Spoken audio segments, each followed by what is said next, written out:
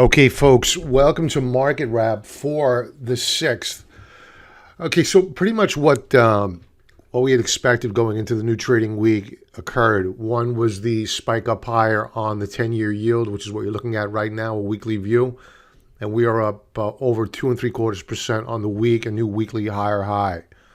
And we have resistance above at around, 3.75 thereabouts.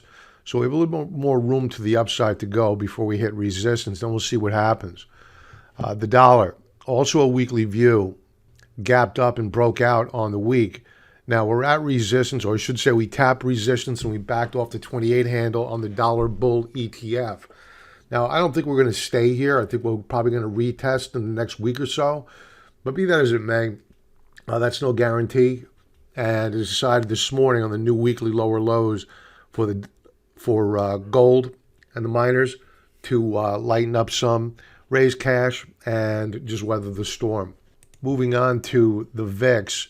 The VIX was up strong today. No breakout, but pretty close. This is a daily chart. We saw a little bit of a fade on the day. As for equities, the Dow Transports backed off by about 1%. They were overbought. They held support. Volume was very, very light. The Dow Jones Industrial Average, new daily lower low. We bounced off of support. We do have a double top here on stochastic. We don't know whether or not this will hook up and re-break out. So this is in and of itself is not a reason to be shorting or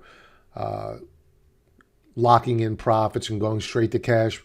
But it's certainly something to keep an eye on. Same thing with RSI, which is putting in a lower high and never did quite get up to 70. Now, if this rolls over and breaks down to lower lows, that's a problem for equities. That's a real serious sign of weakness. Now, if we manage to break out and then head back up towards 70, well, no harm, no foul. But the jury's out. The S&P 500, Stokes rolling over. They broke support. We pulled back again today, held support. Volume, light. Same thing as the Dow Transports. Qs, of which we went short of today. Lower highs on Stokes. We began to break down below the lower band of support. Our RSI did break support today. We were down. We did not close at the lows. We could still pull back further here to about 300. We closed at 303.59. We'll see whether or not we hold or whether or not we break. Volume was very light to the downside. The small caps, they really took it on the chin today, down nearly 1.5%. Stokes rolling over. Volume was light. So that's a clear theme. We had light down volume today. The banks closed down slightly, and they closed off the lows of the session. Volume was light. Technology down 1.73%. We broke support today. Volume below average. Consumer staples, daily view, broke down on Friday, attempted to recapture today. This is a potential short. Discretionary names, rolling over. I think that if we get another rally and a potential double top at around 155 to 157, I'd be looking to open up a short here on discretionaries. The DBA, food prices, pulled back. No great shock. We talked about this last night. Energy, oil up, nat gas up, energy down.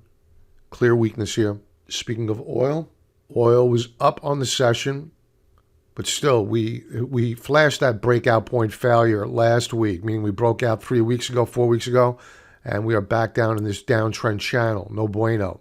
That's pretty bad stuff. Daily view. So we rallied off of support. Maybe we'll get a counter trend move here, but I wouldn't be a buyer until we start putting in higher highs on oil. As for oil, finally got a rally here, and it looks as though we may have more upside. I use the word may very carefully and intentionally. Big volume, nice reversal bar on the day. Stokes like a coiled spring. Gold eked out a gain on the day. Very impressive given the fact that you saw the dollar up and yields up. More so the dollar surprised me being up and gold being up as well. But Stokes still trading down below 50 and declining. We may bounce around here. We'll wait for this correction to be over before we go heading back into the water. Nugget, another down session. Not bad, though. Stokes is still declining, down nearly 1%. Now, the GDXJ I lightened up on. We have a very sizable position here, and I just wanted to lighten up. Now, there's probably still more downside longer term. We are oversold relative to the third standard deviation Bollinger Band. We may bounce and then move lower here. So I'm looking to re-enter at lower prices. So the purpose of today was just to raise cash and weather out the storm of the rising U.S. dollar. Silver, same deal here. We broke down to new weekly lower lows, and it was time to lighten up. Yes, we're at support, but I know the stronger U.S. dollar is going to act as a headwind for these names, so might as well get out of the roadway because the truck's coming. The silver miners, I held on here. I mean, we don't have a huge position here, and a lot of the damage appears to have already been done, so I just decided to hold on. Gold money, what can you say? It wasn't a horrible day. It reversed off the lows of the session, but still down. Uranium, continuation pullback, and there's probably going to be more downside here. You'll have your counter trend moves, but right now these charts are hurting. LABU, I'm tempted to go adding more here because if you take a look at the weekly chart, we're holding or we're testing the weekly breakout point. Now, if we appear to be closing at or just above that weekly breakout point, I think we're going to go adding more here to LABU. Orderly pullback, light volume, good stuff. Emerging markets, you got to expect stronger U.S. dollar, weaker emerging markets. I did not sell any emerging markets because it's not a huge position yet. So we'll watch it. Netflix, we booked profits here. We did fade towards the lows of the session today. Tesla. All right, so we opened up a short position here.